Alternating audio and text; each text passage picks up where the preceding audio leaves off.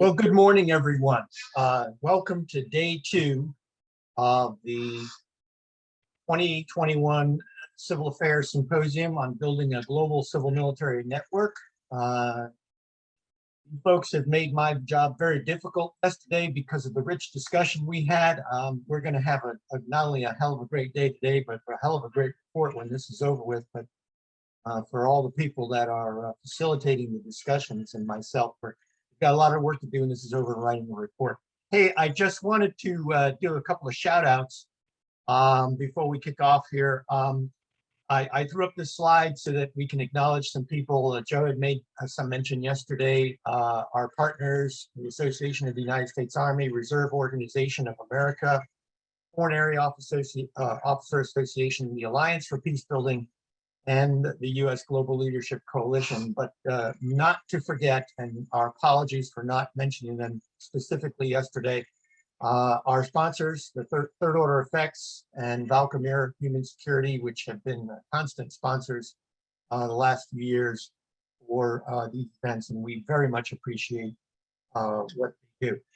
A couple of administrative announcements that people have been asking this in the chat rooms.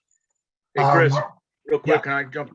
I'd like to give special thanks to Sean Acosta for jumping in and trying to salvage the NCO breakout session 3 yesterday after I had my motorcycle accident. So he may not be on, but I need to thank him again for jumping in on that at a short notice. Great mention, Tim.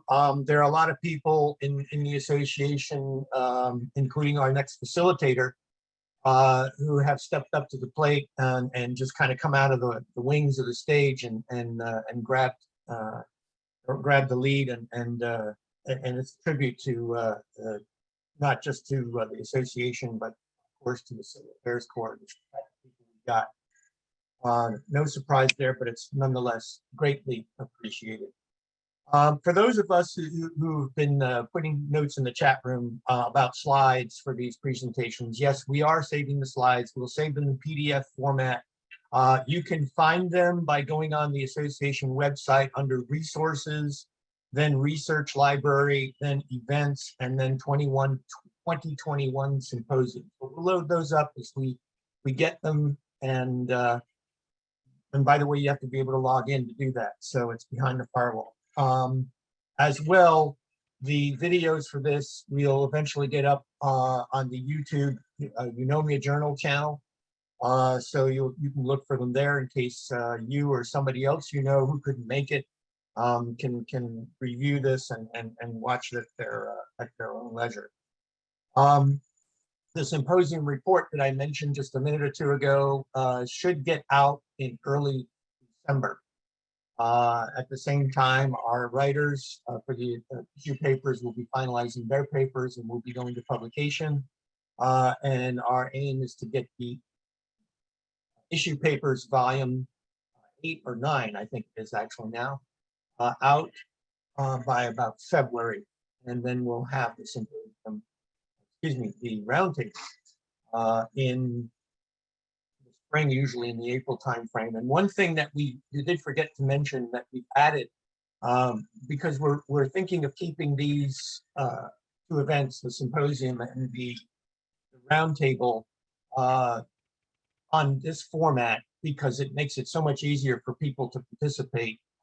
But we still are going to have an on-site event, and we were in fact planning one in October, the Civil Affairs Association annual meeting in the Washington, D.C. area, on the heels of the AUSA convention, the AUSA meeting in Washington, D.C. So it's a good time for people to come into town and do a little advocating and networking.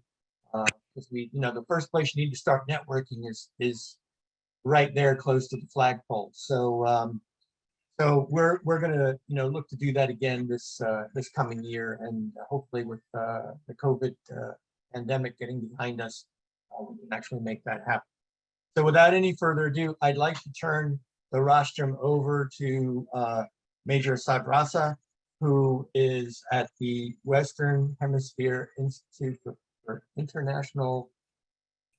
Sorry, Raz, I goofed that Don't one. worry, sir. WHINSEC, otherwise known as WHINSEC, used to be the School of the Americas. He does phenomenal work there, and he's got a phenomenal panel today of practitioners, our young leaders in the Civil Affairs Corps, and then we'll hear from the interagency folks who have a lot of really great lineup there, and then our keynote speaker, General Guthrie, later today, and then some panels on, you know, again, the response to the Afghanistan crisis in August, and how civil affairs played a really important part in that, both on both sides of the pond. You'll get a taste of that with General Guthrie, and then with Carolyn Pogge's great panel that she's put together on the operation in Europe. And then I'll be ending it with a discussion at the multinational level, how we can do a better job of networking at the multinational level in this critical time of big power competition. So over to you, Ross. Sir, no, thank you. And thank you for the kind words.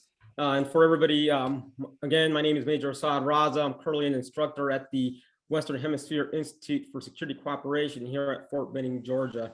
I work in the Division of Civil Military Studies, teaching our partner nations through Central South America, Bahamas, and the Caribbean, including some Canadians too that can speak Spanish on civil military operations. So welcome to Workshop 4, Lessons in Building Regional Networks from Recent, Current, and Emerging Operations. Today's panelists are Major Nick Dubaz, currently a civil military plans officer in the C9 Directorate in U.S. Forces Korea. Captain Ben Ordoway, a graduate student and a former 92nd Civil Affairs Battalion Civil Affairs officer. Captain Ben Gump, who was the chief for the Civil Information Management Cell at OEF Horn of Africa. He just returned back about 2 months ago. And then Sergeant Major Chris Melendez, one of my friends in Hawaii, a civil military operations planner in U.S. Army Pacific.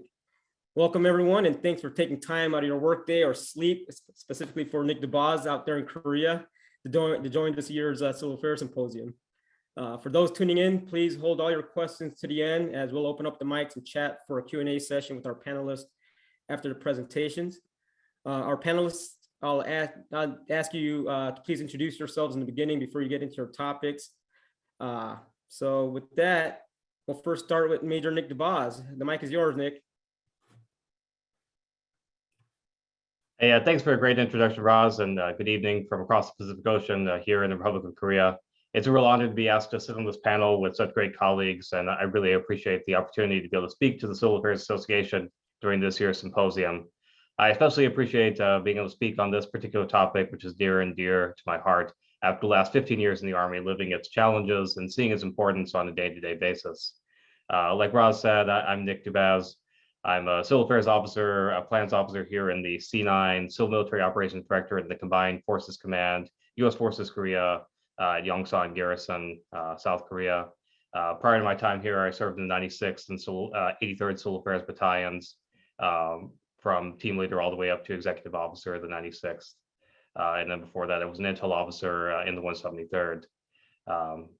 Today, I'm looking forward to talking about building regional networks and share a little bit of my experience and hopefully some insight on from the Syrian conflict on how we can take some lessons learned from that conflict, building networks across what is a complex regional and a truly international conflict, and then apply them to future problem sets. Classically, the American way of war is said to be manifested by fighting at standoff with overwhelming precision firepower, advanced technology, and industrial might to defeat our adversaries through military power. However, some recent observers looking back at the last 20 years of war in Iraq, Afghanistan, and Syria, among other places, propose that the real definition of the American way of war should be expanded to include fighting through partners and proxies. Certainly the efforts to use unconventional warfare, foreign internal defense, security force assistance, and building partner capacity to enable counterinsurgency and improve our partners' ability with the aim of a reduced U.S. footprint and lower risk to our forces have been among the defining features of our recent wars. And of course, outside of these wars, efforts to strengthen and grow NATO and develop new alliances and partnerships in the Indo-Pacific suggests that alliances, proxies, partnerships are only growing as a core feature of American foreign policy and military strategy. Above and beyond this, there's a continued recognition that no conflict is contained within the boundaries of a single nation, and that more than ever, security problems exist across a spectrum of conflict that must be addressed with regional and trans-regional approaches. Accordingly, I think it's important to look at a recent example of the power and peril of a regional approach and the necessity of building regional civil military networks to accomplish our operational and strategic objectives, and then derive some lessons learned from that conflict that can be generalized and applied to future and current efforts in peacetime and war. I think this is especially important with the recent launch of a newly revised FM 3-57 that adds civil network development engagement as a core competency of the branch. I truly believe and have seen firsthand that our civil affairs team leaders and NCOs are already largely excellent at conducting this task at the tactical level. However, we as a joint force and a branch have work to do to improve with the operational art of tying the tactical networks together to achieve sustainable strategic effects. Indeed, FM 357 spends a scant, even if it's well conceived, 5 pages on the network development core competency, leaving room for further conceptual growth, especially at the strategic level. Before coming to my current position at the Combined Forces Command here in the Republic of Korea, I spent the previous 5 years in the 96th Civil Affairs Battalion, largely focused on the Syrian civil war and the United States' response to that conflict, which was primarily executed by as a Special Operations Joint Task Force in Iraq and Syria, and interagency partners across the Middle East and into the UCOM AOR. The Syrian conflict is truly an international war involving both great and regional powers on a confusing and complex battlefield in close proximity to each other, fighting alongside or against dozens of insurgent groups. Layered on top of this, there's an 83-nation international coalition to defeat the Islamic State in Iraq and Syria, addressing the reverberating geopolitical effects to international security, including foreign fighter flows, powerful propaganda inspiring terrorist attacks, and a refugee crisis that crosses borders and continues to alter the course of politics across Europe and the Middle East. Now, at first glance, one might be excused for thinking that such a conflict would stimulate regional cooperation and the development of emergent networks without the need for external or especially military involvement. The truly massive scale of the Syrian conflict and its destabilizing regional implications did little to bring networks into action. Partners like Lebanon, Turkey, Jordan, and Iraq have disparate and divergent interests, and their military saw no particular impetus for connection for any purpose, even information sharing. Even NGOs and IGOs retreated to siloed approaches in the face of ambiguous environment of competing sectors of control in Syria and the continued assertions of sovereignty by the Assad government in Damascus. This gap in regional coordination certainly could not be overcome by a few civil affairs teams arrayed at critical nodes along the Syrian border in Jordan, Lebanon, and Turkey. However, with a narrow and focused approach by these teams, much was accomplished towards the military mission defeating ISIS that later evolved into a much greater regional approach. From the Syrian experience, I'd like to share 3 key lessons learned, I believe, that could be applied to any regional network building approach. None of these are particularly prescient or remarkable, but taken together, they're a useful framework through which to analyze the current state of networks in any AOR and build operational regional civil military networks. So my first recommendation is to continually map and visualize your network. As you build and grow regional networks, it becomes increasingly important to understand and visualize their reach, power, and gaps. This is a challenging task when faced with layered networks of growing complexity. Researchers and students at the Naval Postgraduate School's Core Lab have used computational social network analysis techniques to draw insights from network data for operational effects. Social network analysis, mathematical and visualization techniques can identify key nodes, connectors, influencers, and other measures of network strength or weakness that would not be apparent just in raw data. Typically, this has been done on adversary networks in the past, but these techniques are perhaps just as effective or even more effective at analyzing our own networks.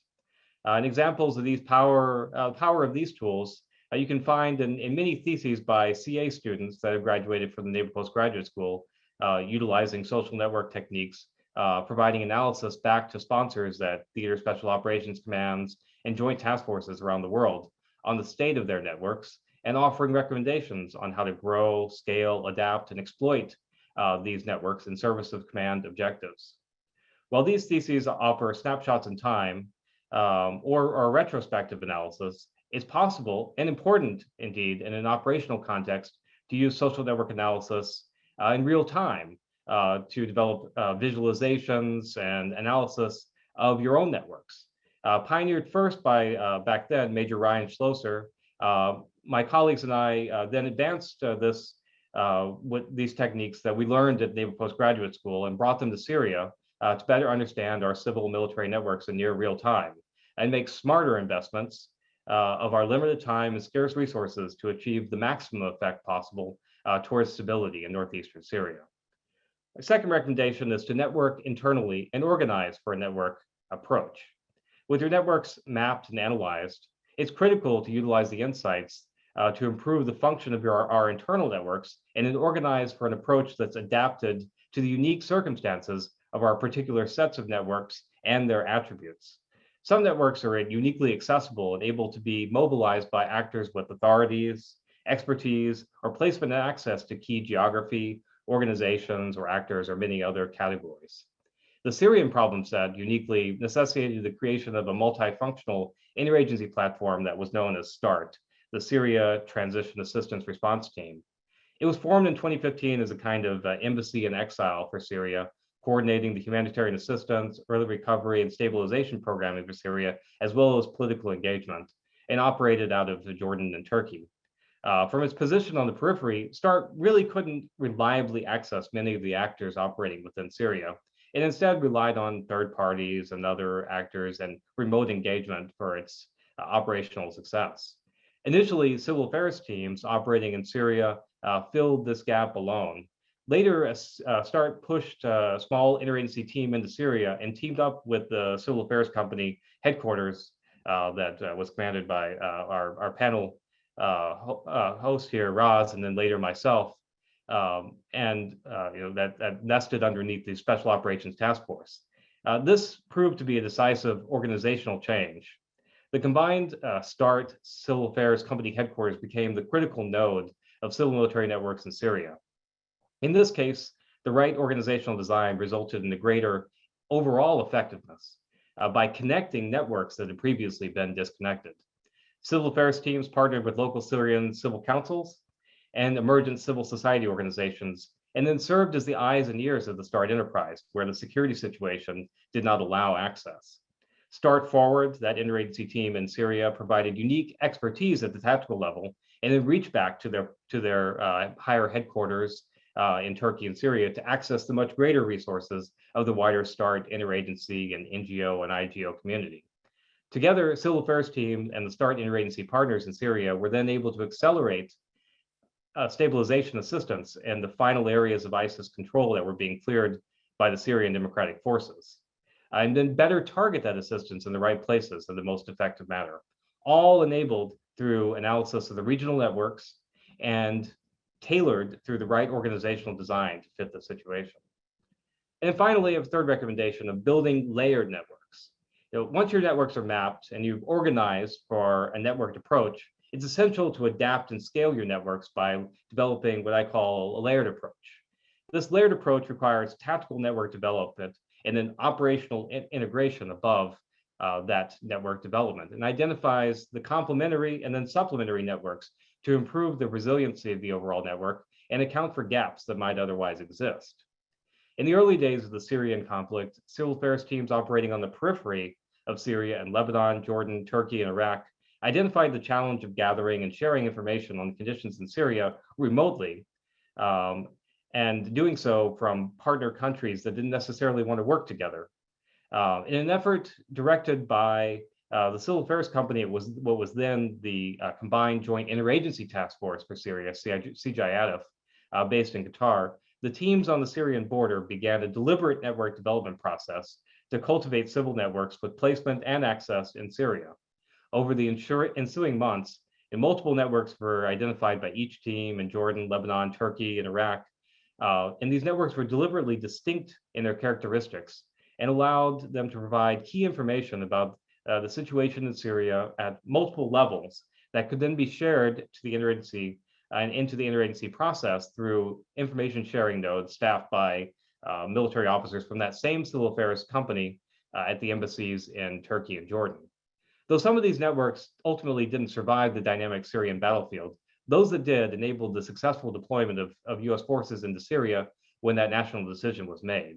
The key to all of this success was a layered approach that developed multiple networks, geographically, functionally, and characteristically unique, all integrated at the operational level by the company headquarters in that joint task force into the overall theater operations.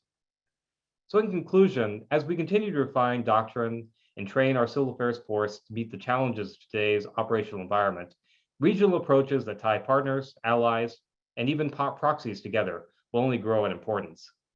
I hope I provided some useful insight and stimulated some thought on how we might improve our approaches to regional network development in the future.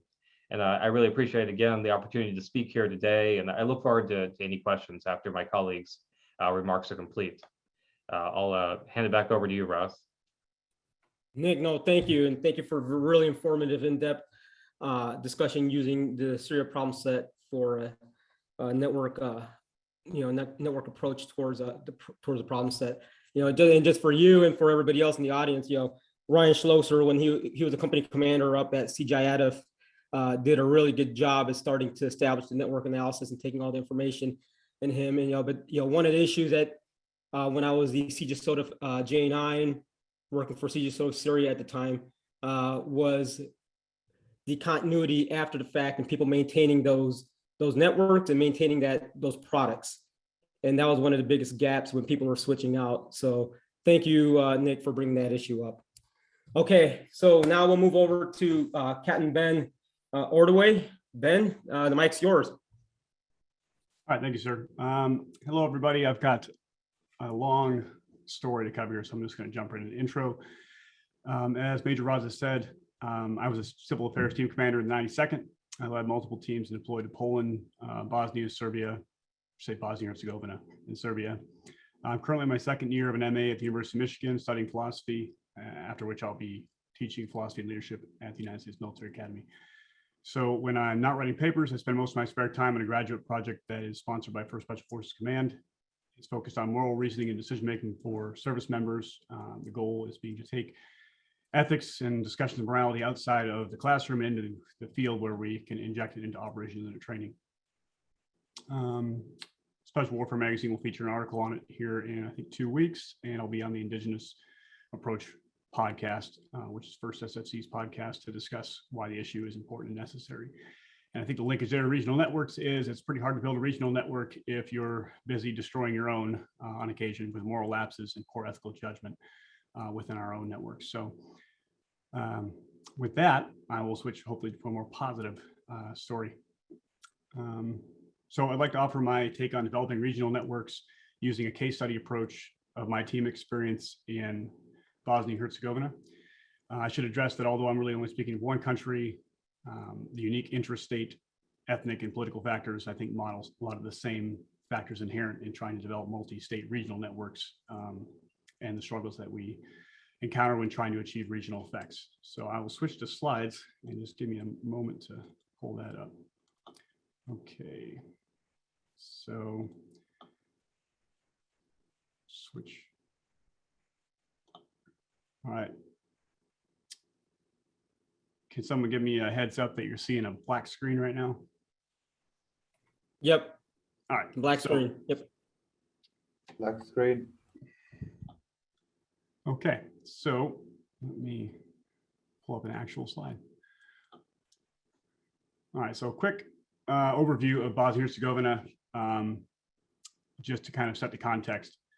So as you can see on the left side of your screen, Bosnia-Herzegovina is kind of a two-entity country. The northern half there in red, Republika Srpska, I'll refer to as the RS throughout, almost primarily Serb. Their connection to Serbia here in the east is very strong. And then you get the Federation of Bosnia-Herzegovina, which is Croat, and Bosniak. So Croat Catholics, Bosniak Muslims, and then Serb Orthodox Christians, all living in one country.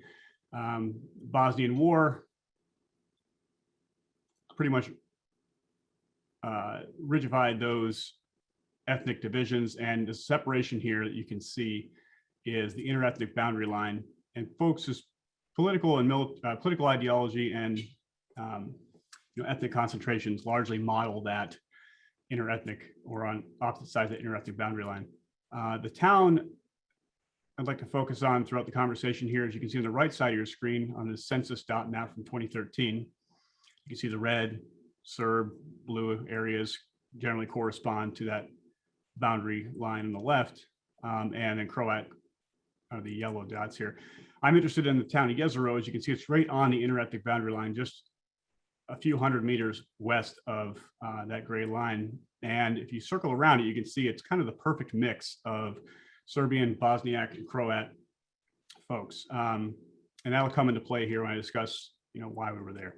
So that is a brief overview of Bosnia-Herzegovina. And now I'll focus on kind of why I was there. So a little bit more context. So during our RIP-TOA with the outgoing team, the U.S. Embassy Sarajevo Deputy Chief of Mission suggested that my team, in addition to keeping the interethnic cooperation in mind, focus our efforts on the small town engagements throughout Republika Srpska, something that sometimes proved difficult for the embassy given their programmatic approaches, personnel limitations, and the RS's general aversion to supporting, much less joining any US-backed initiatives. Keep in mind that the strategic US Embassy mission goals were and still are integrating Bosnia-Herzegovina into the European Union and NATO. And also, it's worth knowing that the RS maintains strong ties with Serbia. And Serbia, I don't think it's too much of an overstatement to say that, is under the thumb of Russia. So we had both of the military and political or diplomatic kind of goals where we were able to address both of those by agreeing to work within the RS to achieve positive effects. So with that in mind, I'm going to read a short article. You might have seen it, came out a few months ago. It is a news article, and it is kind of hokey on occasion because it's written to be engaging. So if you can get over that, I think it's a good story. It was written for SOCUR about an initiative my team developed, and then multiple other teams carried forward. And after the reading, I'll give a few lessons I think we might pull from it and apply to building regional networks in general. The findings are, obviously from a tactical perspective, may seem obvious to some, but sometimes it's good to be reminded of the obvious. And if nothing else, you'll hear an entertaining story, I think. So with that, I'll read the article. So it's called Soft Civil Affairs, Bringing Worlds Together. Forming meaningful relationships with civil society to achieve strategic effects requires persistent engagement and perseverance. In 2019, the U.S. Civil Affairs team assigned to Special Operations Command Europe and mobilized in Bosnia-Herzegovina moved heaven and earth to do just that, playing an outsized role in connecting a small town in Bosnia-Herzegovina to NASA's Perseverance rover mission on Mars. What eventually progressed into an international headline carried by news organizations from N1 Media in the Balkans to National Public Radio in the US, all started over a cup of tea during a meeting in the Jezero BIH mayor's office. A plan comes together. During a US Embassy country team meeting, the Civil Affairs team was alerted to a flood event along the Pliva River. As you can see here on your screen, that's the river system here. The river runs through both entities, the majority Croat and Bosniak Federation of BIH and the majority Serb Republika Srpska. These ethnically bounded entities were products of the 1995 Dayton Peace Agreement. While effectively putting an end to the Bosnian War, the agreement separated the country into two parts using former military front lines as boundary. Though hardened borders no longer exist, the inter-entity boundary line often serves as a de facto dividing line of political ideology and grievance. With historical context in mind, the Pliva River flooding presented an opportunity, albeit a small one, to bring communities together to solve common problems. The team planned to conduct a site survey of the damage and identify ways to optimize existing community resources to improve emergency response. As the January 2019 meeting in the Jezero mayor's office came to a close, Mayor Ruzičić mentioned offhand that a crater on Mars shared her town's name. I almost didn't even acknowledge that comment. To many, celestial small talk might be considered a chaff of communication, yet to a civil affairs team, this was an opportunity to form a meaningful relationship with resounding strategic effects. Calling all partners. Following the meeting, the civil affairs team immediately got to work, warming up their embassy office phones with cold calls across the European continent and the Atlantic. The plan: confirm first and promote, if it's actually the town, the official recognition of Jezero BIH as the namesake for Jezero Crater Mars. To pull it off required an expansion of the traditional whole of government approach. First, the team had to ensure that the Jezero crater on Mars was named after this specific Jezero, as there are numerous villages named Jezero throughout the Balkans. A phone call to NASA headquarters in Washington, D.C. led the team to contact the International Astronomical Union in Paris, France, as the authority on assigning designations to celestial bodies and their surface features. Everything hinged on which Jezero in the Balkans the IAU referenced when naming the rover's landing site. After weeks of going back and forth with the IAU, a representative sent a surprising confirmation: a photo of a printed encyclopedia with Jezero BIH circled. The IAU made the seemingly inconsequential naming decision back in 2007 to little fanfare. It would soon prove increasingly consequential for the citizens of Jezero. The encyclopedia photo was all the team needed to begin developing an ambitious engagement. The plan, the list of partners would grow to include Special Operations Command Europe, NASA's headquarters and Jet Propulsion Laboratory, the Environmental Protection Agency, and the U.S. Embassy in Bosnia-Herzegovina. Together, this motley interagency team would help propel the little-known intersection of the rover's landing site and the town of Jezero to the international stage. Earth Day and Jezero. With official recognition as one line of effort, the team expanded engagement in the region to include Jajce, a neighboring town situated across the Pliva River, just across the inter-entity boundary line, a Bosniak town. In April 2019, the civil affairs team developed an Earth Day themed community engagement with support from the EPA to connect environmental stewardship with flood prevention. Children from both Jezero and Jajce attended an event filled with music, dancing, and an inter-community river cleanup. Local and regional media covered the day's activities, setting the stage for the much larger event.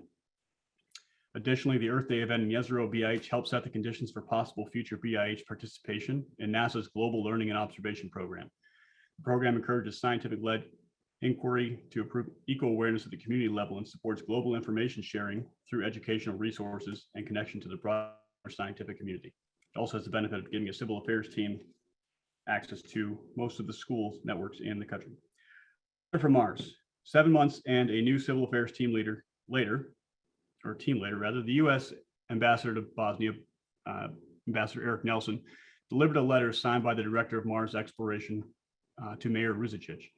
The letter formally recognized the most unusual of sister cities, Jezero Crater Mars and Jezero Bosnia-Herzegovina. More than 300 school-aged children were bused from the neighboring towns of Jajce, Mrkonjić and within the town to attend the event. NASA provided educational material, and Ambassador Nelson shared a message of unity and inspiration set against the backdrop of the heavens and children outfitted in iconic NASA t-shirts. Those are Serb children for the record there, and that's the mayor obviously up front. Operational continuity across space and time.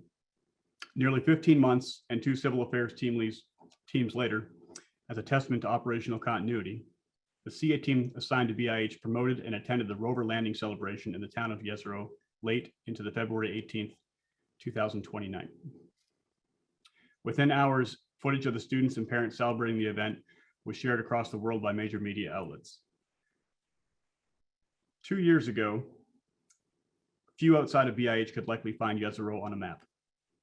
Thanks to the big vision of a small town mayor, the dedication from U.S. Army Civil Affairs teams and NASA and U.S. Embassy Sarajevo leadership, Jezero is now forever linked to the historic Mars mission.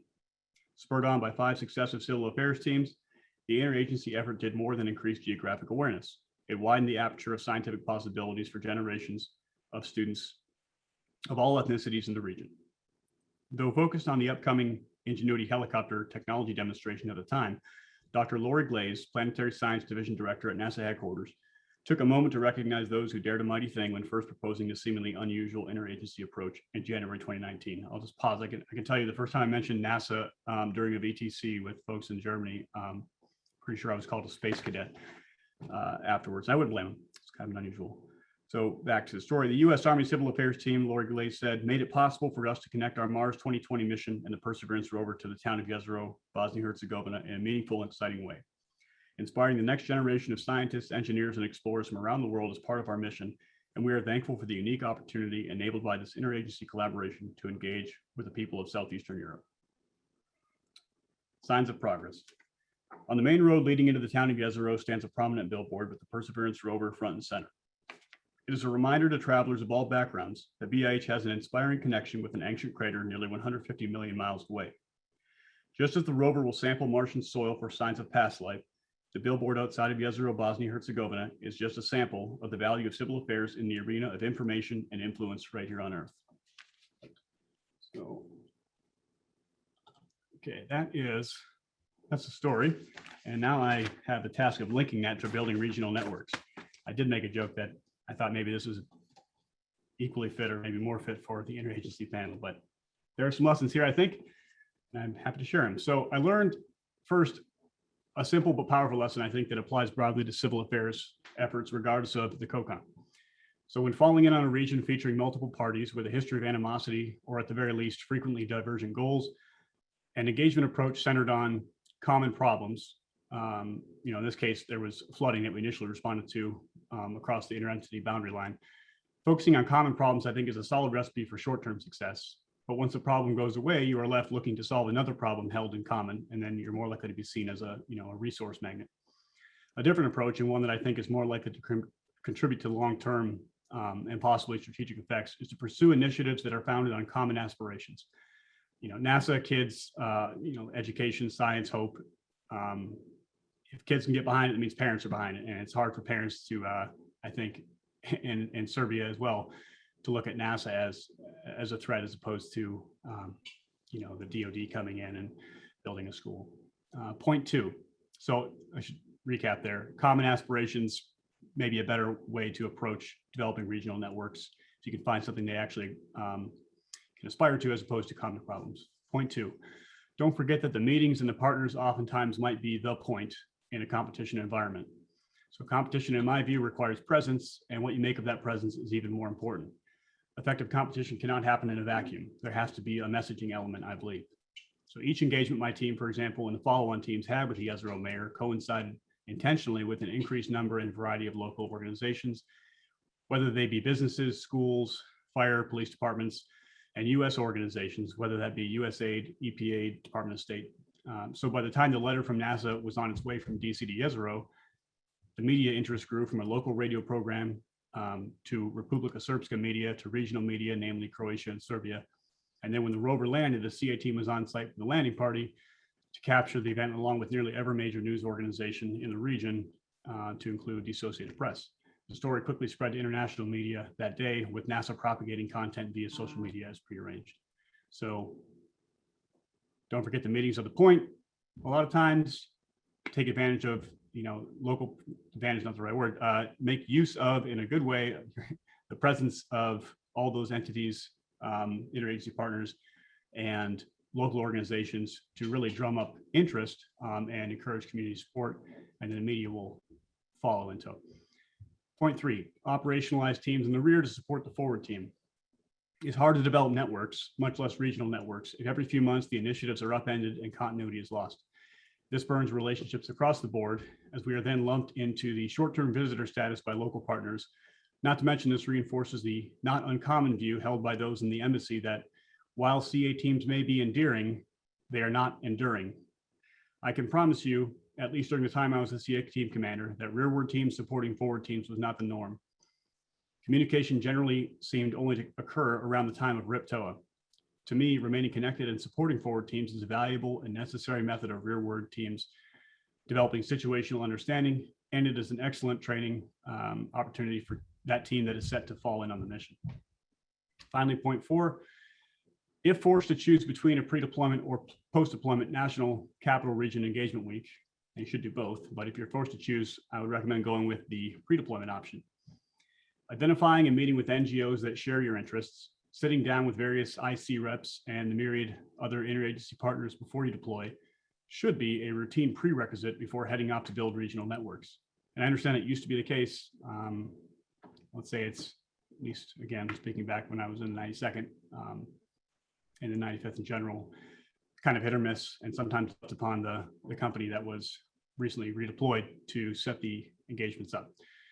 So having this pre-deployment brief meeting week rather can set you up for success because it ensures you have a network that you can depend on while deployed And with information gathered on the front end, you are better postured to address, certain organizations' requirements.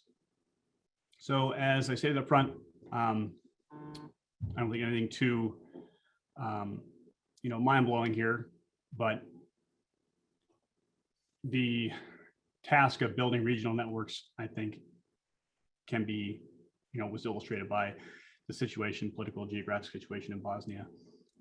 And, it might be a bridge segment to the international or the interagency panel next, but I'll be happy to take your questions after all the panelists go. Thank you for your time.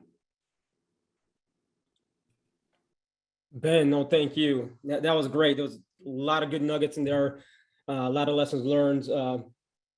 I really appreciate it. It's funny because you hit something that really, I thought was really important, from common problems versus common aspirations. I think, common aspiration approach, working with NASA and the kids and everybody else and bringing all the other interagencies and other organizations in was a great approach and a good win for you guys. I saw the articles come out and I saw the social media post with NASA putting that picture of the kids on their website too. So awesome. I think you and your team did a great job and I appreciate that. I do consider you a space cadet. Yeah. Go ahead. No, I appreciate that. There are worse nicknames. I should say over my shoulder is probably the coolest gift I'll ever get. I have a letter that my team got me. It's the same letter that the mayor got from the director of Mars exploration. So it's hard to beat, that for a little office flair. So, and you, thank you. Glad to help participate. It was great. No, thank you. And I see if everybody notices, the two bands and Sergeant Major Melendez are all wearing Hawaiian shirts. So they're representing, I'm not sure, some type of tropical theme, but awesome. Okay, thank you, Ben O. One more thing about the Bens. So we got a Ben Ordoway and we got a Benjamin Gump, but Ordoway's middle name is Forrest. So I'll just leave that out there for everybody to chomp on. Captain Ben Gump, it's your turn, brother. All right, thank you, sir. As discussed, my last name is Gump, just like Forrest Gump, and this is the second Forrest I've met in the Army. The first one being at Aerosol School in 2010, where they had us stand side by side for the 2 weeks so they could read Forrest Gump. And rappelling in tandem is very weird when you have to keep pace with somebody like that. So obviously welcome all the Forrest Gump jokes later on at the end of this when we have the open questions. But the introduction about myself. So I recently just got back from deployment to Camp Lemonade, Djibouti, where I was serving in support of Operation Enduring Freedom, Horn of Africa. While there, I was both the HHC- commander and the Civil Information Management Cell chief. It was a very convoluted deployment going out there, especially with COVID. That made things a lot of fun, and I'll get more into that later. On the civilian side, though, I work for Amazon Web Services, where I'm a technical curriculum developer supporting NetSec and DoD. And my background is information systems management. And so big data is what I love, what I eat. And so being in the sim cell was great because there's all kinds of data coming in there and trying to make sense of all the data, trying to map out these networks, trying to figure it all out. It's a huge puzzle. And that's what we were doing most of the time when we were over there. And then currently I'm assigned to the 4th Coastal Affairs Battalion at Whitehall, Ohio. I don't have any cool slides, so you have to forgive me for that one. I found out I was doing this about a week ago or so. So anyways, Africa, as most people know, Africa is really big. It's huge. It has approximately 11.73 million square miles of land and occupies 20% of the Earth's land surface. However, it only has about 16% of the world's population, meaning about 1.3 billion inhabitants. There were 3,000 different ethnic groups across all of Africa. About a third of those are in the Horn of Africa region, are represented out there, and they speak more than 2,100 different languages. That is to say, the US only has one permanent military installation on the continent, that's in Camp Lemonade, Djibouti, with approximately 4,000 active duty, reserve, and National Guard service members. Permanent is the operative word, as the US obviously has various other installations scattered throughout the continent, including in Kenya, Somalia, and Niger. And so I'm going to caveat or build off what Ben said too about endearing versus enduring presence. One of the big issues that we had in Africa was not being an enduring presence. And so how do we network these or bring our two networks together? If we have one network with government, one network with civilian or other civilians, bringing them together so we can hand them off so they're not constantly relying on civil affairs to solve their issues. On top of that, the US is in open competition for the affection of the governments in Africa with China and Russia. So how do we compete with the seemingly endless funds and manpower that China has demonstrably brought to bear on Africa, or the brute force approach of Russia's private military companies? And more importantly, how do we as the US adapt to the ever-changing political landscape in Africa without coming embroiled in a civil war? And again, kind of building up what Ben was talking about with the civil wars that happened over in Eastern Europe, the African government, even look at Ethiopia, when we were going to deploy, Ethiopia was our major ally, major partner over in East Africa, and they were viewed as the bastion of freedom out there. Anyways, now they're in a civil war and we can't really work with Ethiopia because of the Tigrayan conflict. So as civil affairs specialists, one of the greatest examples we saw was building the soft power through building the partnerships, be it through the Women's Peace and Security Initiative, partnering with the local doctors and veterinarians to do med caps or vet caps, or just conducting knowledge exchanges, or even doing simple things like English discussion groups, which I'll get more into later on. So while we were deployed in Djibouti, I had a team, of approximately 15 soldiers with 2 people assigned to CTAFAF up in Vicenza, Italy. And then I had 1 CLT, a sim cell, and then the 3 other remaining soldiers were piecemealed out to the other teams that were there because we fell underneath the line company that had approximately 6 teams. But due to COVID constraints, they were all limited to only operating within Djibouti. And so for better or worse, during the tenure in Djibouti, it appeared that many militaries and government agencies within the Horn of Africa want to emulate the US or attract the US for investors, businesses, and tourism. Leveraging that, we were able to, again, use the English discussion groups, which helped build a map out the social network in that area, because we would send a team out to various locations to just have English discussion. We weren't teaching English. We could not certify anybody in English, but helping people that already had a base understanding of English learn how to communicate it better, which helped out with future tourism or businesses. So one of the other businesses, we worked with their equivalent of the Department of Labor to teach their senior officials how to converse and how to actually schedule meetings in English, how to type emails in English, and routine things that we would do here in the States, but that really they had no idea how to do, or at least they weren't confident doing it in English. And the people were less enthusiastic about the prospect of relying on their own government. And so, like normal places in Africa, a lot of the citizenship don't really trust their government. They don't think that their government has their best interests at heart. Sorry, forgive me, I'm getting over the flu right now. But they don't trust their government, and they need to they rely on the US, and they know the US, especially as civil affairs, they view us as those big money bags where we show up and we can just fix everything right then, right there, with the whole manpower of the United States military. Well, obviously we're not an enduring presence. And so our goal was to get a lot of those villages to rely more on their government to teach them or fix their issues, resolve their issues for them, rather than relying on the US to do it. And so again, like I said, helping the disjointed networks talk. And so one of my team chiefs, Captain Sabin, was in a village out there, and as he put it, he had to serve as an advocate for their citizenship to their government by leveraging the status of America for the benefit of the citizenship. So it's always a water issue, right? It's civil affairs common issue. You go into training for civil affairs, it's always the well. Well, it was the well. The well was broken. It wasn't producing enough water. And they, pictures, everything else like that, we could prove that it was leaking. It wasn't functioning at the capacity it should be functioning at. And so what they were trying to do, they brought the engineers out there, had all different NGOs to go out there, take a look at it. No one was able to fix it. Eventually it came down to that the government of Djibouti was going to be the ones responsible for fixing this well. And Captain Sabin essentially had to sacrifice his team's reputation in that village in exchange for getting the villagers to rely on the government. And the government was able to solve that issue, which builds a better relationship with the government and between the government and the citizenship, while also allowing civil affairs to have a good relationship with that government still, and teaching the citizens again to continue relying on their government. Additionally, while we were over there, we started or did several conferences and trainings for a lot of the nations in the area, including Kenya, Ethiopia to an extent, Djibouti, Somalia, places like that. So we would try to talk broad terms here, bring in their specialists from that area to a conference that the US was either sponsoring or funding to teach them how to do whatever it was we were doing.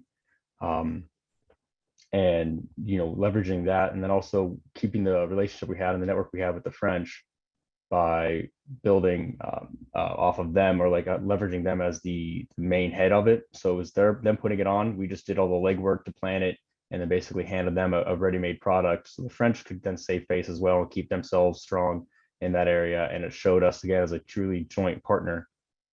Sorry, reading the question.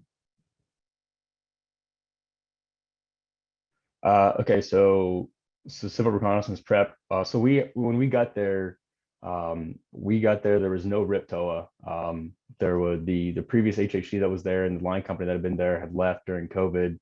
So they were stuck on base, and they left. So aside from a few conference calls with what they experienced, which again wasn't much, and trying to figure out where they store their stuff, there wasn't much for RIP-HoA. The line company arrived about 3 weeks before we left. And so, or three got there. And so with that line company, we were able to kind of get a better feel for it. But a lot of what we had spent our time doing for the first 4 or 5 months was honestly figuring out what networks already existed that CA had either created or had been working with, and trying to, reestablish those relationships. Because again, during COVID, a lot of things shut down, including, in Africa, where, government agencies just stopped working or didn't go in, and the US just kind of hermited back up into the camp. But at the same time, so back to the conferences like that, what we need to be careful though is to not jeopardize any of our existing partnerships with our allies. And that we found that, again, conducting those joint trainings with our allies in the area seemed to work very well. But you're still trying to develop these networks. And so what we were trying to do, a lot of it was, again, rebuild the networks that already existed, or to actually construct the networks, because it had been a long time since Djibouti had that many teams in the area. And so we were able to get a lot of new data about what the social networks were, what the tensions were, especially between the Afar and the Isa tribes that were over there. And while we were there was an ethnic flare up between those two people groups. And as CA, we were kind of able to, have Tridelicate, we kind of able to work with both those people groups at the same time, to bring them both to the table for certain things. Again, English discussion groups was a big one for us, because you're putting them on a level footing where both people or people from both these groups are in attendance at this meeting to learn English. And so they're willing to put their, their issues aside to focus on learning English. And then from us, so that allowed us though to start figuring out who was attending these groups, who they worked for, and what they were capable of doing. Which, back to the well thing though, because of the English discussion groups, we knew who the right points of contact were in the Djiboutian government to reach out to about these issues, and to really put them in touch with the other people in the village who needed the well fixed, and again, hand it off. So that was the big stressor for us though, was again trying to figure out what these networks were when we fell in, because we had no idea. All the data had basically been purged before we got there. And so we were just trying to recreate the wheel, which again leads back into what Ben was talking about, with us not being an enduring presence, but being an endearing presence. And so how do you save face when you can't be everywhere at once? And again, the big issue or big things that we found to work well with that was starting to do partnerships with the government and the people at the same time, to help the people learn to trust their government more, or learn to rely on them more, while still keeping like that warm and fuzzy that CA helped them, while at the same time it's their government that actually fixed the issue. And so CA will always be welcome there, but then they don't expect us to always be there to fix their issues. And then back to the sim side though, which was what we were doing this, even starting off simple, which is building the spider web maps of who's who in the zoo is what we called it, and actually getting, mapping out the governments of those surrounding areas, mapping out their subordinates, who controlled what, building out the phone numbers, and actually building out that phone book allowed us to help the future teams when they show up. Now they know who to reach out to. Forgive me again, sorry. And so Yeah, I don't have any of the cool stories about NASA, unfortunately, over there, although Djibouti does kind of look like Mars. But actually mapping it out on our systems that we were using over in country to actually help people and help our other partners as well, the various agencies that we were working with that had access to these tools, to see what we were talking to, who we were talking to, what they did, and that way they were allowed more empowered to do their jobs as well by knowing we had already talked to these people. They could leverage that, or we could perform the introductions, which a lot of what CA seemed to be over in Africa was just performing introductions to the different teams that were there. Like, hey, we met this person. He's the governor of this area, the sub-prefect of this area. This is my friend, blah, blah, blah. He wants to talk to you about this. And then just doing the simple handoffs, which again allows us to focus our efforts out elsewhere. And again, more building out the mapping of it. Like I said, my speech is really short. COVID sucks. So yeah, I appreciate your time though. I'll answer more questions later. That's all I got. Thanks, sir. No, Ben, thank you. That's a great experience, and thanks for sharing your experience down there in HoA and in Djibouti. You hit a lot of good things. I might break my own rules here because I'm saying hold all questions to the end, but I like how your team and your unit utilize a lot of the some of the ongoing initiatives like women, peace, and security. I got one question about the English discussion groups. It seems like the English discussion groups provided you guys, access into different networks and be able to map the networks. Was this English discussion groups? How did it start? And who attended these? And how did you promote it? Sorry. Oh, no, you're good, sir. I appreciate that. So the English discussion groups actually were started by the embassy in Djibouti, based off of just a simple request from them. One of their expats, one of the American expats that lived over there, had a friend at the embassy and was talking about the classes she teaches, which is an English class, and was wondering if the military had any capability to assist in these classes. And so the embassy reached out to us, being civil affairs, and asked us if we had that. And of course, we have teams that can do that. And so we sent teams there, and that little simple class actually then grew into something much larger, where now we were able to, people heard about these English discussion groups, wanted to know how to attend them, wanted to know how they got invited to them, and where they were. And so the embassy was starting to market them more, working with our other partners, including PSYOPs, to make up flyers to hand out to people, so that way they could, again, distribute them to their friends to know where we were going to be, when we were going to be there, to an extent. Obviously, OPSEC is still important, but where these English discussion groups would be. And then the attendees, though, ranged from just civilians in a village that wanted to learn English better, all the way up to, like I said, senior government officials like the Ministry of Labor. Their second in command was actually at the English discussion groups, which then again provided us a lot of ability to ask questions. Again, like, well, who do you know over there? Who does this for you? How do you handle, transnational shipping, or simple questions like that? And again, building out that map from those people. And, a lot of times, again, especially with English, they're more than happy to discuss that. And if they're trying to learn business English, they're more than happy to, practice their English with you by even just, doing the introductions, which is a very common thing you do in business meetings, right? You're just introducing your team a lot of times. And so having them practice that introduction, but it allowed us to build up that human map of actually who is who in Djibouti, the government, and then who their counterparts are and who they work with regularly around the Horn. And no, thank you. And thank you for answering the questions. It seems like the English discussion group really provided you guys a lot of information. And it's really almost like a low hanging fruit, right? Not a lot to invest except your time. So perfect. Great. Appreciate you guys sharing that. Well, now we're going to move over to Sergeant Major Chris Melendez, one of my good friends out there in Hawaii. So Chris, the mic is yours. Hey, good morning, sir. Good morning, ladies and gentlemen. Very happy to be with you guys. Aloha from Hawaii, where it is 5 o'clock in the morning. So not as bad as Korea. A little bit about myself. My name is Sergeant Major Chris Melendez. I am assigned to U.S. Army Pacific, where I am the G3 Civil Military Operations Division Sergeant Major. And I have the opportunity to work closely with 351st Civil Affairs Command, as well as the 83rd Civil Affairs Battalion, specifically Echo 83rd.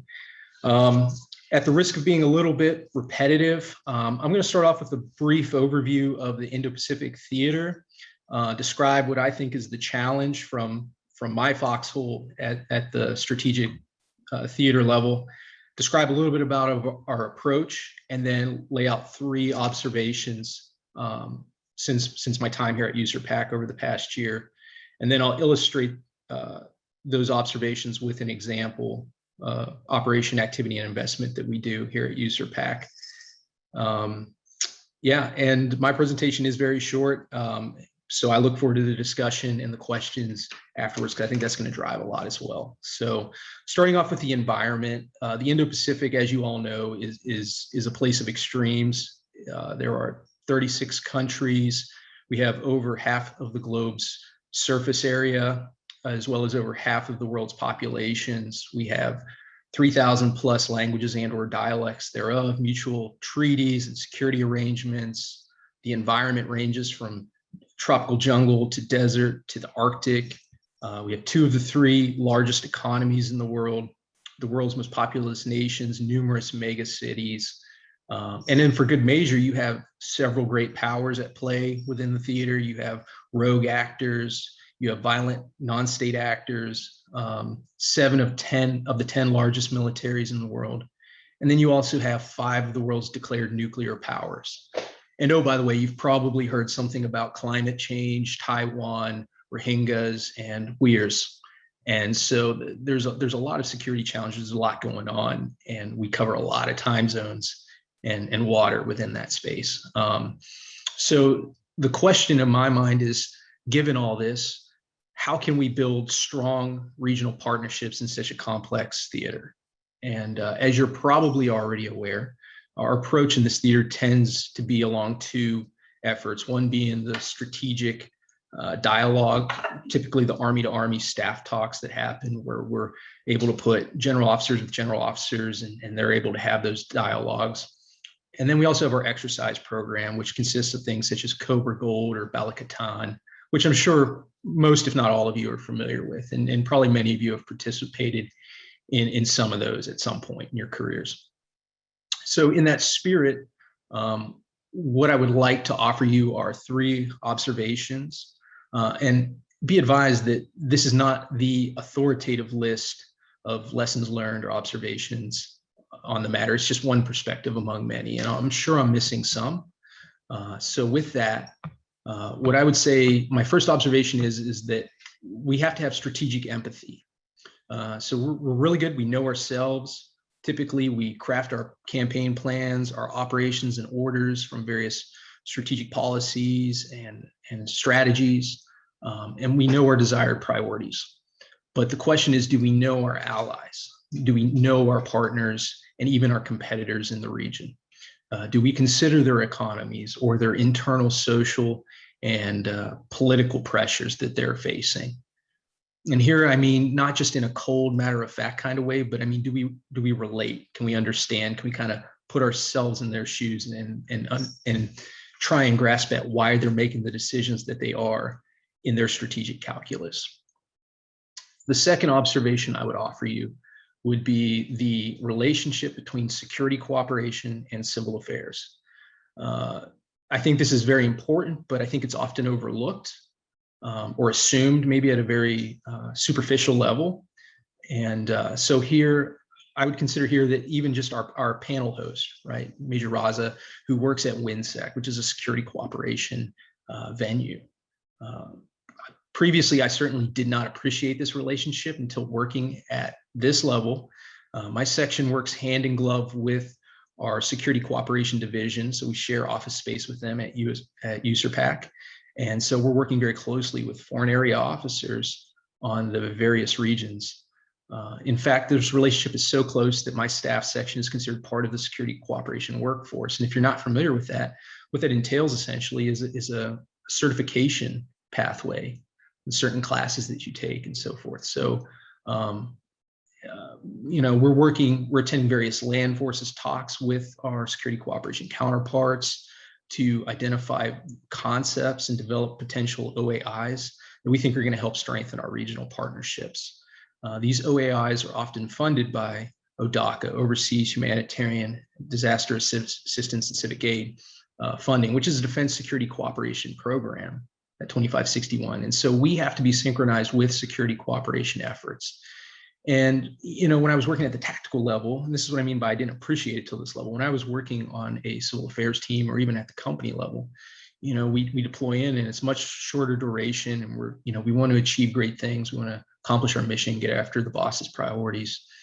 But when you look at things through a security cooperation lens and you're thinking at the theater level, it's not about those 3, 6, 9 months or even a year, really. It's about building the partnership over years, right? So we're looking out, 2+ years.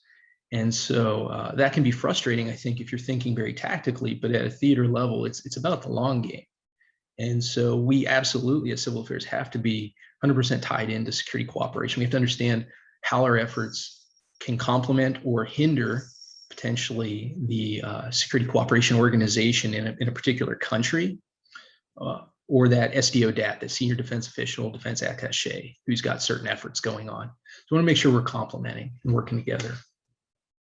The third observation I would offer to the audience would be presence and engagement. And I think presence and engagement are probably the most obvious requirements for building effective networks. But I think these are so critical that they bear repeating. Partnerships are reciprocal relationships. There's a lot of give and take. Sometimes it's 50-50, sometimes it's 70-30. It changes throughout, depending on the priority, depending upon the effort, depending on the partner. But if you want to be a good neighbor in the Pacific or anywhere, in your neighborhood at home, you got to show up, you got to participate, you got to be willing to learn from others. And so we exchange best practices and learn from one another through the media of those strategic dialogues and exercises that we have going on.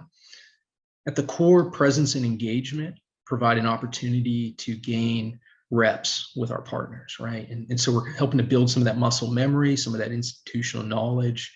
We're trying to shape and reshape our cultures organizationally. And generally, we want to build the team, right? So that, but presence and engagement it's one of those points that's so obvious that it's easy to overlook. So those are my 3 observations. You have strategic empathy, the security cooperation, civil affairs relationship, and you have presence and engagement. And so now I would offer you one example, operation activity and investment that we work here at USERPAC that I believe touches on each of those, right? So here at USERPAC, one of the efforts that my team works on is the Disaster Response Exercise and Exchange Program, or DRE as we refer to it. And the DREs are ODACA-funded projects where we focus on a partner nation's humanitarian assistance, disaster response capability. And they're scalable OAI, so they could consist of an expert academic discussion. They could include a tabletop exercise and or some portion of field technical training if the partner nation requests it and it's appropriate. And so what this OAI does is it helps a partner nation see itself and improve in specific areas. And it also helps us see ourselves, right? Because one of the best ways to learn something is to teach it or facilitate it. So we're very much part of the process. We're not external observers. We're in it and we're learning from it as well. And so the typical DRE life cycle for us is you have those strategic dialogues. It might be some sort of land forces talks or executive steering groups, depends on the country and the level. And then that'll usually proceed to some sort of concept development conference. And here, throughout this process, we're shoulder to shoulder with our FAOs, trying to understand the specific strategic security cooperation initiatives for a country, and then how do we help facilitate those and get after our boss's intent. And then, we lead into various planning conferences and site surveys and all of that, and the funding and the members and all the things that go into it. But the point is that we're putting partners in country, shoulder to shoulder, U.S. forces shoulder to shoulder with our partners in country. And so some of the folks that we work with when we do these DREs are obviously the partner nation, but we also work with components such as PACAF.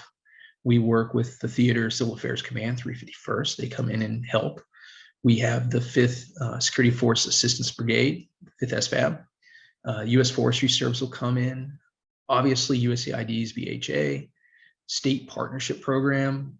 Those organizations are absolute experts when it comes to disaster response, and they have a lot of technical expertise, as well as Defense Security Cooperation Institutes or Defense Security Cooperation Agency's Institute for Security Governance, ISG, who's done a great job of facilitating many of our events. And we also work with the Center for Excellence for Disaster Management as well. And the final thing I would offer too with these OAIs is that the main thing is not always the main thing. That the training objectives are important. Exercises and exchanges, if nothing else, are an excuse for us to get together and work shoulder to shoulder with our partners, bring together a group of diverse actors around a unifying problem set or challenge, and build the team, right? So that's really our focus, is how do we build those partnerships? How do we demonstrate ourselves to be good neighbors in the Pacific? And so in closing, I would offer you the 3 observations to consider: that strategic empathy, the SC-CA relationship, and presence and engagement. And I've also described by way of an example one OAI, which I think helps demonstrate those observations. And I am looking forward to the discussion and your questions. Sergeant Major, thank you. Really in-depth, really good. I really like the 3 examples you gave: strategic approach, security cooperation, civil affairs, relationships, and presence and engagements. Going to strategic empathy, and I'm in school right now too, and one of our discussions was always cultural awareness, cultural understanding, and one of the most difficult things to do is, because you can't measure it, is culture, and trying to really truly understand people's decision making at all levels, from tactical to strategic level. Why are they making decisions? Why they make it? Especially looking at through an individualist, culture like us compared to some of the, collectivism and collective culture that we're engaging with. So, thank you. Really good. This was great. I learned a lot, specifically coming from Army Pacific in your views. Okay, so we're done with the formal part with our panelists speaking. We'll open it up now for any questions or comments.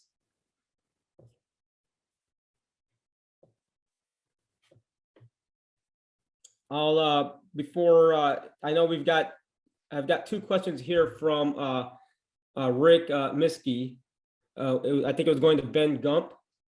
I think you already answered that first one. There's a second one there. It says, please, what would you recommend for future methods to keep track of key relationships in the operating environment? Did you have any reach back support of any type to help research operational or more strategic type questions? I'll open that to the rest of the group if anybody has any answers.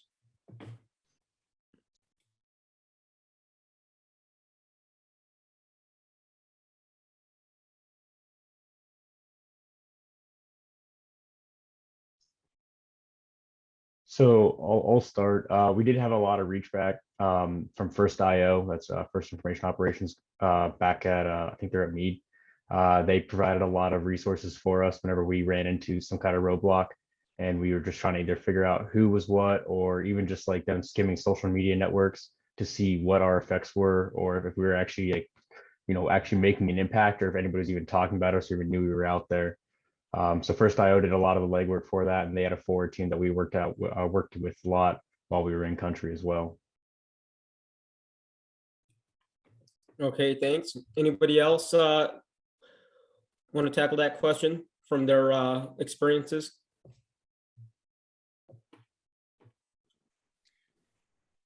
I think kind of related. I don't know if it would get at the strategic type questions directly, but I would just hit again on, not just operationalizing rearward teams so that they, you have a past, present, future kind of cycle of the team that's there is talking to the team that's back, vice versa, and the team that's back is communicating with the team that's, next in the chute. I think if that happens within the battalion, then you're more likely to have, your country plan actually manifest as something that is achieving strategic effects. I'm not trying to bash organization, but I know we were trying to do that when around the time I was leaving. I think the more that we maybe shift from force provider mindset to maybe a mix of force provider, I'm obviously speaking for the 90, my perspective, the 95th, to a mix of operationalizing, then I think you could use your own organization as reach back with success while you are forward, instead of just kind of saying, well, I'm here, now it's on me. Thanks for your answer. And I agree with you. There's, one of the TTPs I learned when I was at 5th Group was, we had the daily bub that was going on forward on the screen in the, not the auditorium, but what would you call, like, it's not a jock, but it was like a classroom, and we had it there. So, anybody had opportunity or felt like they wanted to learn what's going on, they can go in and sit on it. And it was open to everybody. And yeah, so that was something that's maybe a TTP or something, if people have the opportunity to be able to do something like that. Isaac, I'm going to try to unmute you here.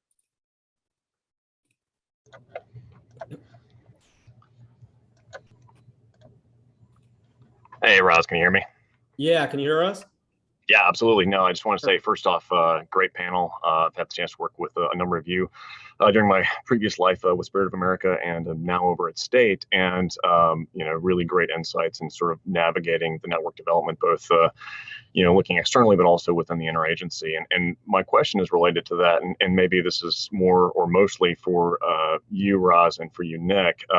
When thinking about engaging with non-state armed groups in the in the context of Syria or in other places, can you talk a little bit about the sort of the lessons learned in sort of developing that business case for the interagency, for START in one example, or for POST, how you sort of made the case for that and how you navigated those waters, understanding that various members of the interagency have different equities, different perspectives, sort of policy and legal considerations. Look forward to any thoughts you have on that. Much appreciated. Nick, you want to take this one? I don't know that I have much insight to say on the question, other than that was really a decision that was made de facto by our just the fact of policy decision to pick the SDF as our partner of choice in Syria, and that while I think State and USAID maintained their misgivings over that long, after that decision had been made, the reality was it had already been made long before we could sell it or have any kind of part in its design. And at the end of the day, they were eventually, and I think by the end of my time as company commander on the ground in Syria, most of our State and USAID partners had come around to the fact that there were no other partners on the ground to work with, no other choices, and that for better or worse, we had to use our partners the best we could, and deal with the situation as it was rather than as we wanted it to be. Yeah, and I'm going to go off of Nick, because we're running the training and equip 2015 continuously before we went and partnered with the SDF. Those partners that were identified were way above our level. I think for us the biggest thing was trying to identify how can we identify CMO activities that can complement and those consolidate those gains within those areas that they've liberated or attempted to liberate, both with the Syrian partners that we had initially down south when we were in Jordan and in Turkey up north, and then also when we actually went into Syria and working with the SDF. But I don't have much to add to that, Isaac. I'm not sure we answered your question. No, that's great. Thank you. I appreciate it.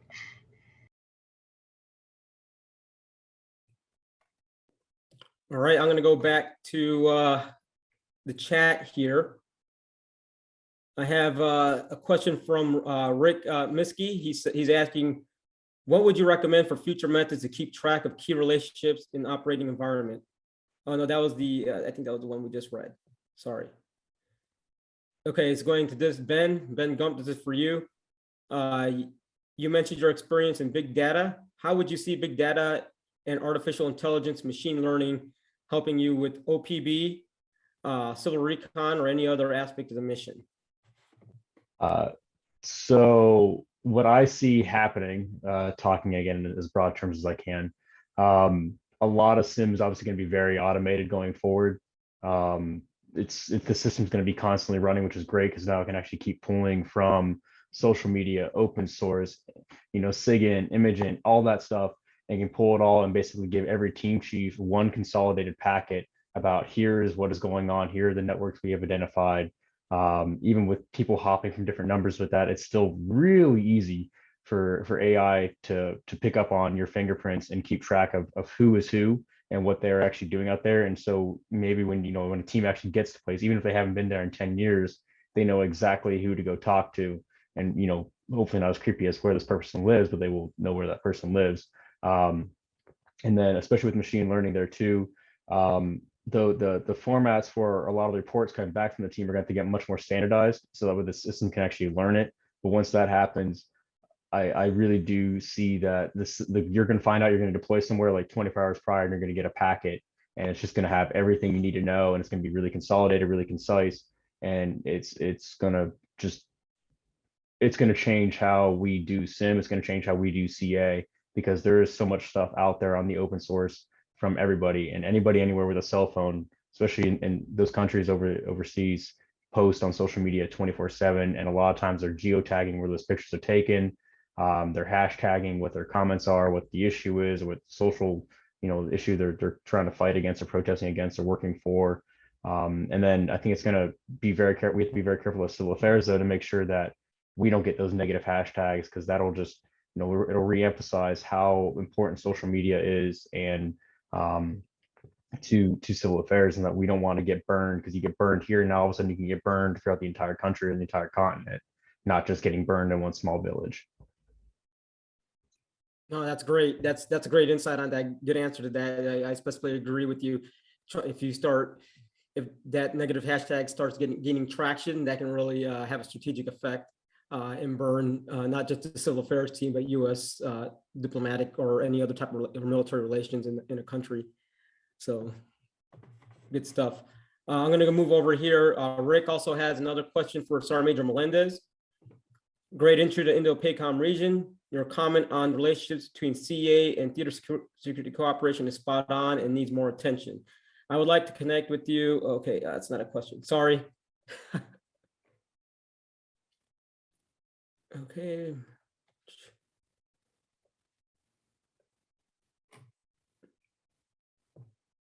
All right, I see this, sorry, Major from Amelia Mernemy. Sorry, I'm going through these.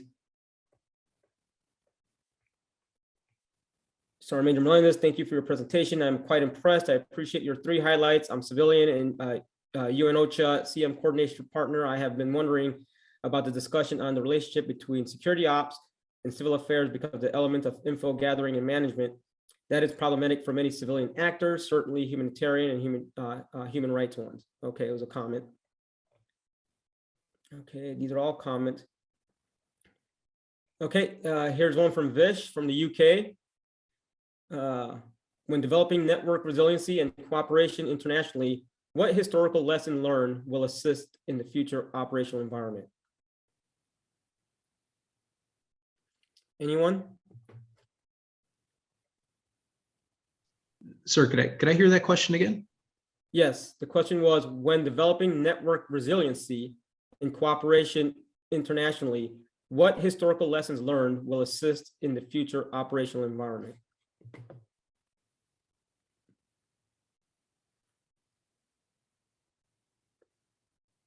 I'll keep this open to anybody if anybody wants to tackle that one.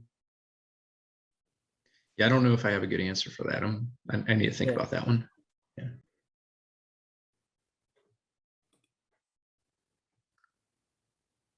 Nick, I know you're really good in some of these things, and I know you've really worked with network development I've seen some of the gaps in the continuity, from the tactical to operational level, based off of companies and people rotating through, so things falling through.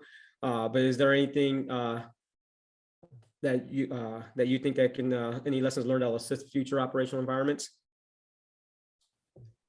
It's tough for me to come up with something right off the top of my head without inadvertently delving into something that might be classified still, without having the time to think about it more detailed. So I'm reluctant to provide anything that would be of value more specifically than just generalities that I might be able to offer. No, understandable. Good answer, Ben. Again, this might be one of the generalities that Major Dubaz was talking about, but tactical level experience, again, only, I think sometimes when we're in a country, we just focus on that country and forget that, and you're just talking about regional networks, that our effects might be having effects in an adjacent country. And luckily, I was able to work in Serbia 3 or 4 times as well. So it was kind of a natural fit to be talking to, obviously the attachés in the Bosnia-Herzegovina embassy, U.S. Embassy Sarajevo. I already had relationships with the counterparts in the U.S. Embassy Belgrade, and that's not normal. I understand that, but it doesn't need to be abnormal either. Like if our maybe higher element was doing a little bit more coordination between those offices, then we could have, they're there for 3 to 4, sometimes 5 years. They can, in some sorts, be your continuity officers. In addition to your teams doing that too, that should already be kind of understood. But sometimes if that falls off, at least you have someone who's got, an office that has continuity. And then I think you should link, those offices across borders, especially if you're intending to have effects regionally. No, good answer, Ben. I agree with you. Okay, I'm going to open it up. Any other questions out there?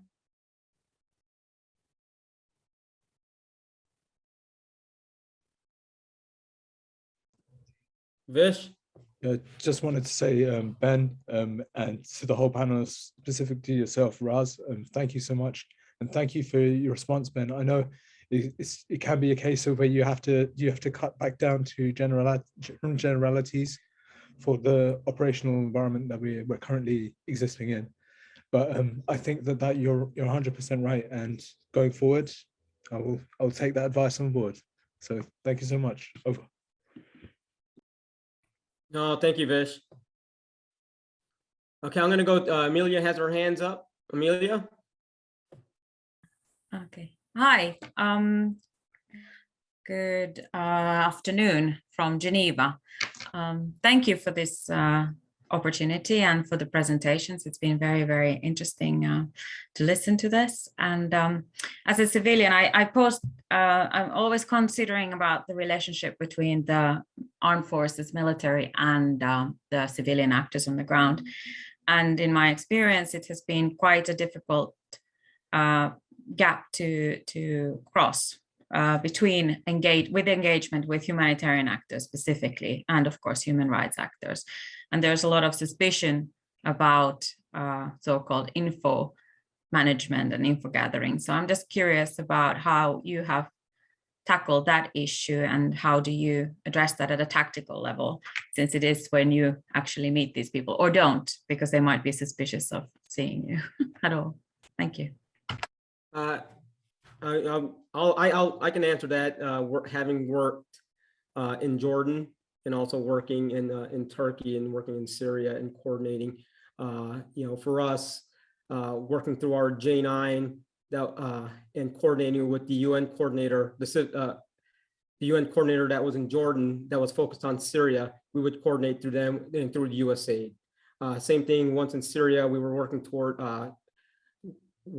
talking to NGO actors and other actors, and also coordinating with United Nations. Everything was done through our START partners that had a USAID rep there that would coordinate with them. So we were going DOD to State Department, USAID, and they would do the coordinations for us. We didn't directly talk to them. Nick, you got anything else to add to that? Yeah, I think I've come across this quite a bit. I think it just takes a little bit of mutual understanding that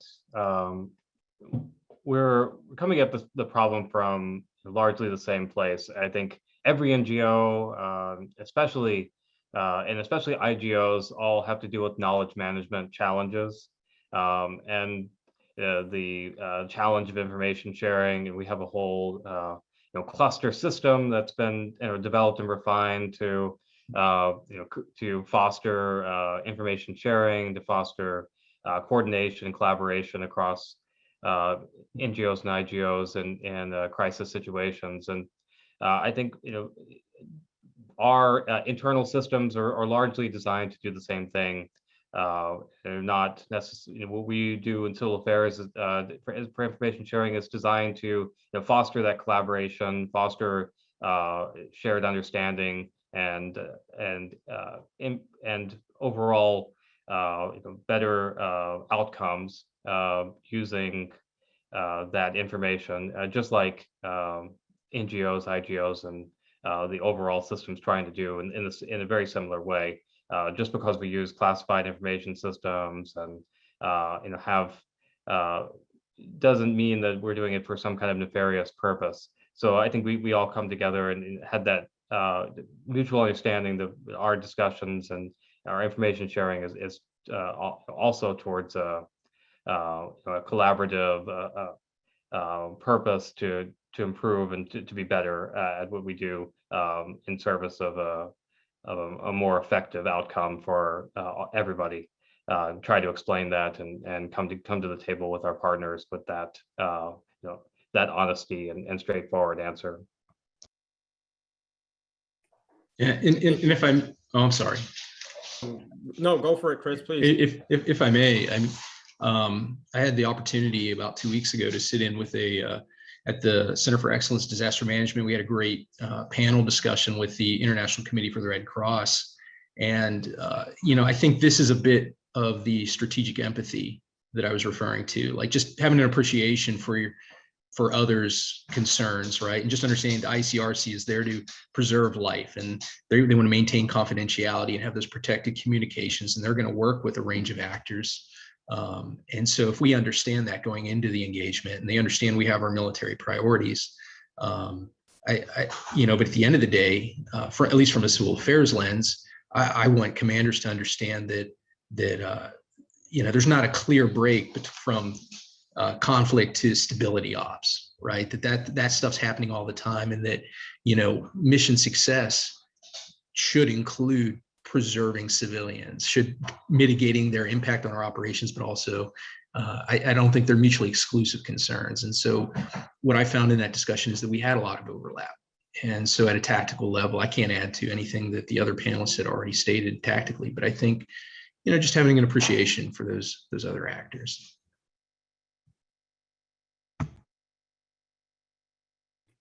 Thank you, Chris. Anybody else? No, okay. Amelia, not sure if we answered your question, but. Thank you very much, and I appreciate it. I'm looking forward to the rest of the discussion. No, thank you, and thank you for logging on to this. Okay, I'm going to go look at the chat here. There's one question there saying, question for the panel. How far out before landing on the ground did you begin relationship building with civilian partners? Warm start leveraging Amelia's question. What is the best practice to build relationships with partners, DoD, DOS, and NGOs? Anybody want to tackle that? I can address it. One way of doing it, I think. Especially if you're stateside and your area that you're deploying to. I mentioned this in the, I think it was like point 4, but going up to DC where there, the myriad of NGOs exist, if you do even just a little bit of homework on, either which ones are working in the country already or which ones have, some programming that addresses some of the needs that match the needs of the people in the country and the areas you're hoping to go to for, your military reasons. Code calling is one method. And if you're, somewhat endearing, maybe that works, but, and it did a couple times, but much better just to say who you are and show up to their office and talk with them and say, here's what I'm trying to do. Here's what I think is important. I'd love to, if nothing else, you get a good overview of the country from their perspective. But most often, I think people are excited to see an opportunity to work, as long as you're upfront about, what Sergeant Melendez was saying, you're not trying to hide that you're in the military. You tell them upfront roughly what your objectives are to the extent you can. And then, the DoD, I would say the IC and the Department of State, meetings, just going in with an open mind, but going in long before you deploy so that it has enough time to influence your pre-mission training and your, if you get some time to do kind of an academic week, which I think you should, you can take that information and actually have it support your training and professional development to some extent too. Less useful, I think, for the team, more useful for the interagency are the post-mission briefs. So again, plugging, we got to get the DC, or wherever those NGOs that might have shared goals, wherever they're at. We have some funds. I mean, if nothing else, try. Worst they can say is, hey, we're not interested in working with the military, but I have yet to have that happen. So. No, thanks, Ben. I don't have the experiences that you guys have working, doing the SimC type rotations. All my experiences are named operations. And, one thing I did learn when General Nagata was the CGI director for CGI out of Syria before he became CGSODF or JSODF. He would have the conferences. I think they had a conference almost like every 6 months, and they would bring all the key players in there. When I attended it, just the breakout sessions and coordinating with even if there were some of the senior leads from state and aid that were there, they'll put you in contact with some of the people that will be working in the areas that you'll be working in. And I thought those were really beneficial coming from the higher headquarters, because the higher headquarters is pushing that people are going to be there. And then the swapping of cards and everything starts happening. So I think that's also a good place, more from a named operation. I'm not sure if you can do something like that with the SimCs, but I think those are, go ahead. I would say, I think with both, I forgot to mention, I'm pretty sure USOCOM has reps at, at aid as well. And those folks, I mean, they're, super connected. They're the network within a network. Even the conflict zones, aid's there to some extent, or ready to be there, should it transition to some form of stability. I don't think we found out about or engage with the USOCOM reps at aid until like my third rotation. So, hopefully maybe we do that sooner across the board. Yeah, and I'd say this is kind of that presence and engagement. This is the blocking and tackling of building a partnership, right? And at the team level, just like Captain Ordoway described, with doing those interagency, those pre-mission visits, super valuable. I would say here at the Theater Army, the big thing is we want to integrate interagency as early and often as possible into our exercises. Whether that's actually physically going in country or if it's doing a command post exercise, so that we, if there's no interagency play or limited interagency play, or civilian concerns aren't being expressed, that's a huge hole in our swing, and we notice that. And so for us, it means getting them in, doing the academics, having them participate in the various planning conferences, ensuring the scripting is right, and then working shoulder to shoulder with them. I agree. No, thanks, Chris. Chris, there's also a question here in the chat for you. Says, I like your concept of strategic empathy. One, is that an attribute or characteristic you feel can be assessed? Is that an attribute or characteristic you feel that can be developed through training and education? Thoughts?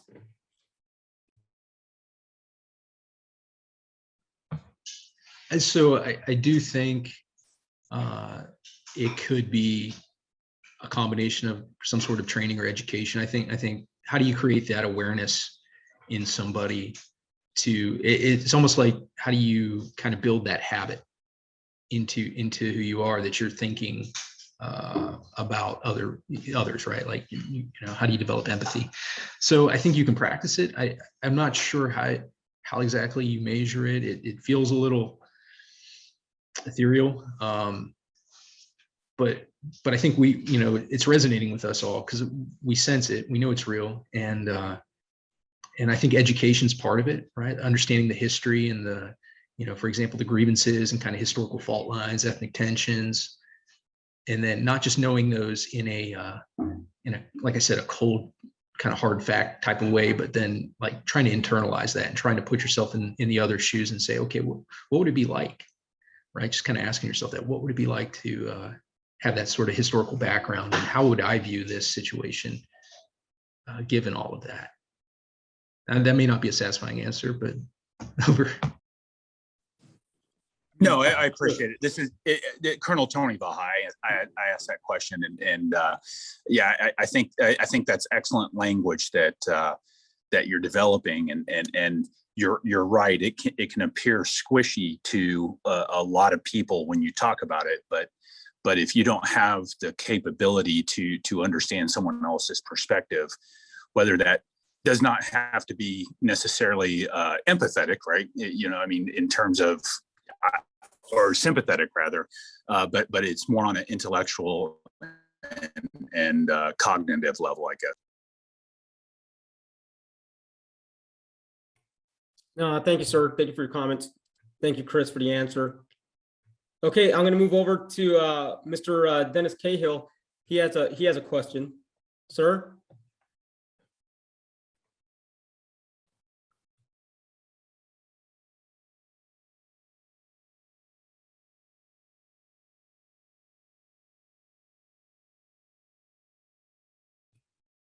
Sorry, your mic's muted. Okay.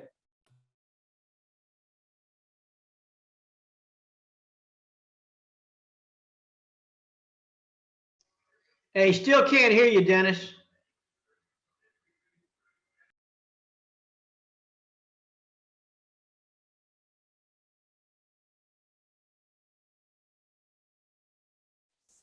How about now? Perfect, sir. All right, I have all kinds of problems here. Okay. Anyway, the question's in the chat. Basically, I was going to ask for all, but especially I think it was Ben who said he was in Somalia. I was wondering, how much does U.S. history in a region, whether good or bad, could impact your ability to establish and maintain relationships with players in the region? If we have a bad history, people may not trust you. If we had good history, people may expect more of you, that kind of thing. So I was just wondering if that plays into your experience. Over. Yeah, okay. So one of the biggest things that we felt while we were over there, and people told us, is that they, and especially in that region anyways, and I'm only speaking for that region, was that they were glad that America is back, is what they said. So during the previous administration, there was a drawdown. We weren't really pushing out as much. We weren't really doing as much efforts out there. And so that kind of really scared them that we were just going to leave. And so us coming back out there, they were grateful that we were there. But I think, again, like having a bad experience in the area versus a good experience, obviously there is generational memory, basically, right?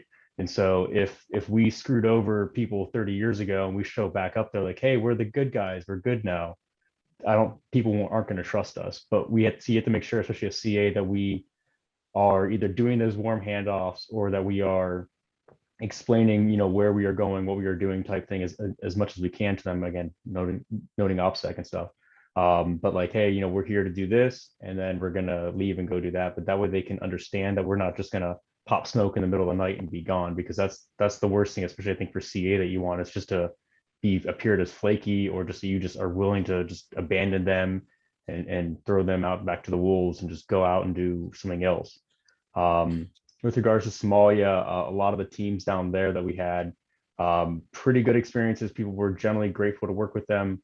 There isn't a whole lot of trust, though, about the protection that we can provide them, which is fair.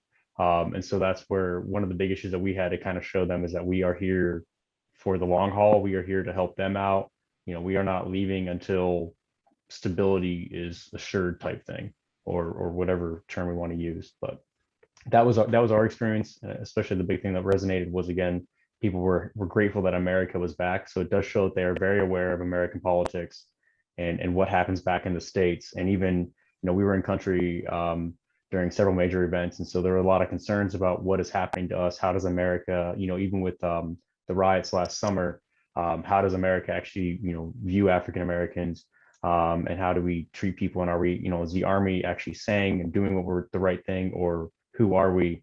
And so I don't even think that you need to do a bad experience back in that country. If you have a bad experience, that they read about it in the newspaper, see it on social media, that can burn you, and you have to rebuild a bridge all over again because they just lost all trust in you.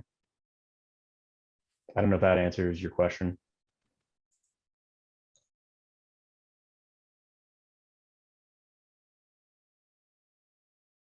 But you're on mute right now, sir.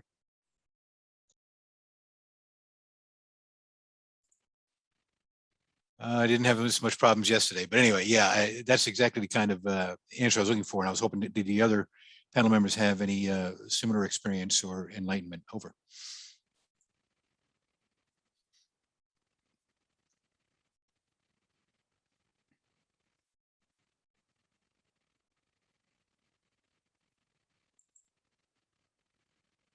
Maybe just say something.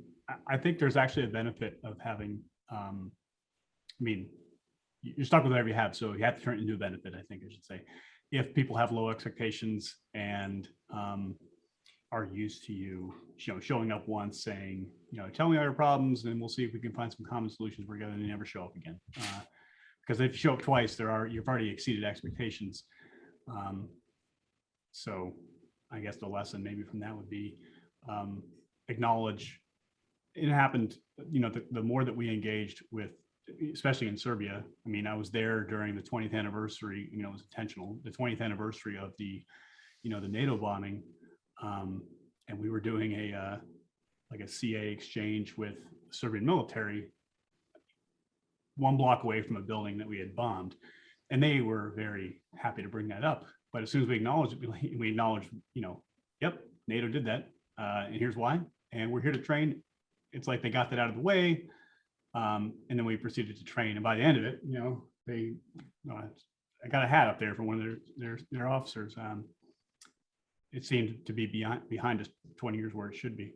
But then in Bosnia, a little bit different where, whether because of geography, and this probably applies to, many countries, the geography limits, the embassy's persistent reach outside of the capital or programmatic ways of approaching, dealing with the host nation's government kind of constrains where they go. So this is kind of obvious, but the more rural and distant the locations, the less exposure they have. The only exposure they're getting is probably, well, in my case, disinformation pumped into them over, some kind of controlled media.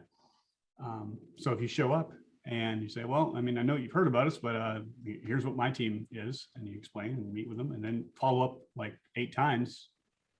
Maybe not every time there's something connecting you to Mars, but usually something that you can, I think, show folks that, you can count on the team. Now it's just, you have to make sure the next teams, maybe even the embassy, back you up on that. Probably best to figure that out beforehand before you go and overcommit.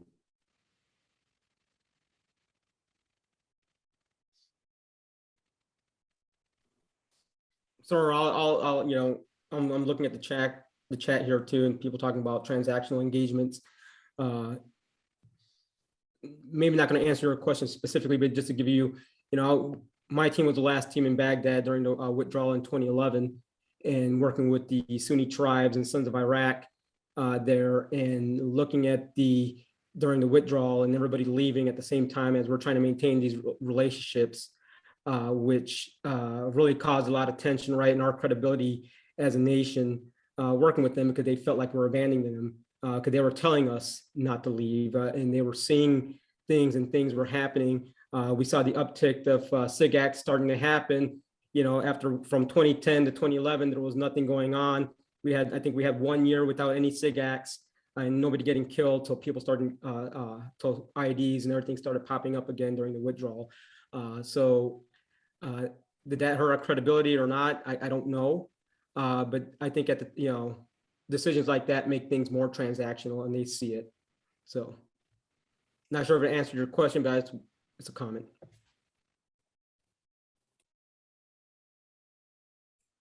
You're muted, sir. Keep doing that.